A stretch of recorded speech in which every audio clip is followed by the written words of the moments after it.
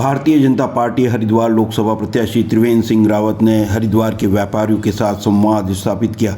एक स्थानीय होटल में आयोजित बैठक के अंदर हरिद्वार के सभी प्रमुख व्यापारी नेताओं और आम व्यापारियों के साथ त्रिवेंद्र सिंह रावत ने लोकसभा प्रत्याशी के रूप में अपनी बात रखी। इस दौरान व्यापारियों ने अपनी समस्याओं को रखते हुए मन में व्याप्त कॉरिडोर और पोर्ट टैक्सी के रूट को लेकर बैठे हुए डर की बात की तथा लोकसभा प्रत्याशी त्रिवेंद्र सिंह रावत से आश्वासन मांगा कि वे व्यापारियों की बात दिल्ली तक पहुंचाएंगे एवं व्यापारियों की हित को ध्यान रखेंगे। व्यापारियों ने भारतीय जनता पार्टी के लोकसभा प्रत्याशी त्रिवेंद्र सिंह रावत को आश्वासन दिया कि यदि वे व्यापारियों की बात प्रमुखता से रखेंगे तो निश्चित रूप से हरिद्वार के व्यापारी उन्हें पूर्ण समर्थन देने का आश्वासन देते हैं। इस दौरान भारतीय जनता पार्टी के लोकसभा प्रत्याशी त्रिवेंद्र सिंह रावत को व्यापारियों की ओर से एक ज्ञापन भी दिया गया।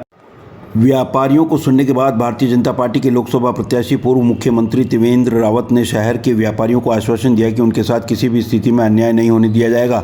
वहीं बैठक के संयोजक वरिष्ठ भाजपा नेता प्रदेश कार्यकारिणी सदस्य सुभाष चंद्र ने भी शहर के व्यापारियों की ओर से लोकसभा प्रत्याशी त्रिवेंद्र रावत को आश्वासन दिया कि सभी व्यापारी भाजपा के साथ हैं और भाजपा के पक्ष में मतदान करेंगे। 2024 है, आज यहाँ पर त्रिवेंद्र सिंह रावत जो प्रत्याशी है उनके साथ आपका संवाद है। किस प्रकार की आपकी मुख्य समस्याएं हैं और क्या आप उनसे आशा करते हैं 2024 में जीत के आने के बाद? बहुत धन्यवाद आपका। सबसे पहले हम भावी सांसद जी से ये आशा करते हैं और हमें विश्वास है कि हमारी आशा पूर्ण होगी कि जो व्यापारी वर्ग है उसका वर्तमान तो जैसा चल रहा है वो चल ही रहा है, लेकिन उसका भविष्य आफ्टर रिटायरमेंट, सेवानिवृत्ति के बाद उसका भविष्य सुरक्षित नहीं है।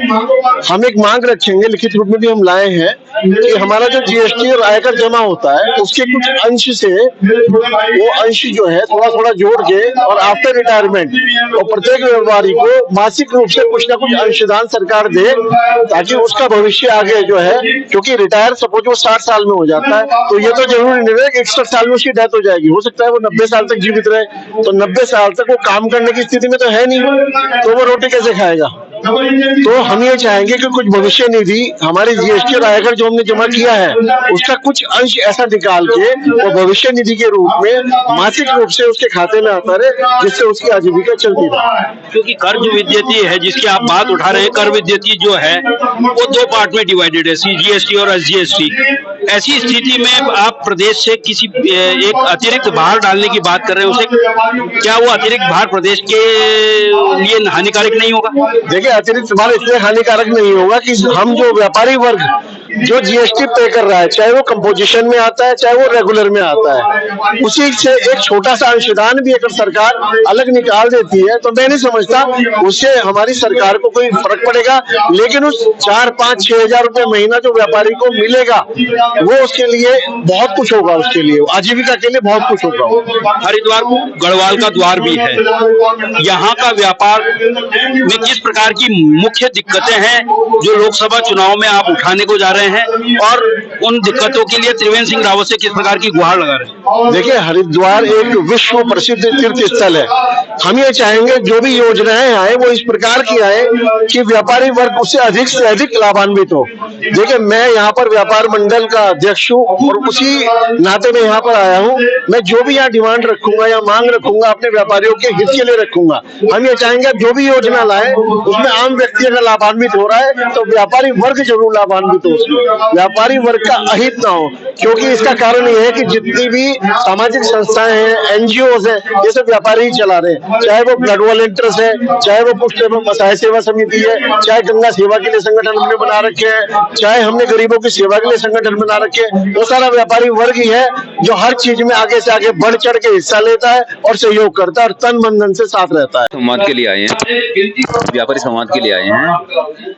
आप क्या क्या समस्याएं हैं और किस समस्या से आप लोकसभा प्रत्याशी जी को अवगत कराना चाहते हैं? शहर व्यापार मंडल से अध्यक्ष हूँ। हम ये निवेदन करने आए हैं कि शहर में कुछ योजनाओं को लेके एक भ्रामक फैला हुआ है।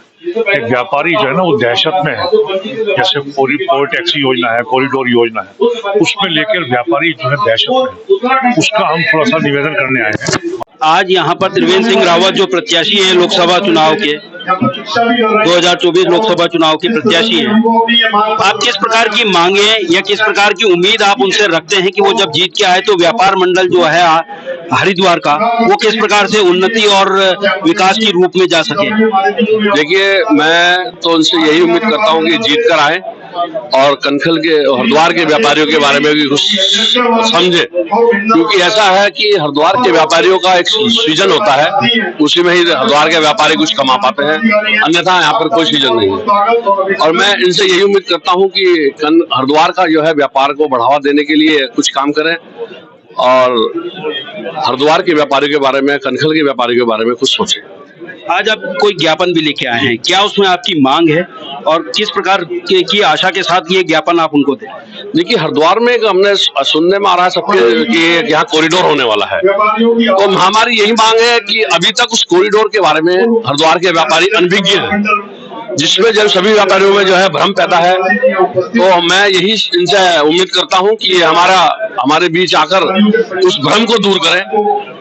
हमारे जो कॉरिडोर आने वाला उसका हम स्वागत करते हैं, तहे दिल से खुद हर्ष होकर हम स्वागत करते हैं, लेकिन उस कॉरिडोर की जानकारी पूरे व्यापारी को, जनमानस को होनी चाहिए।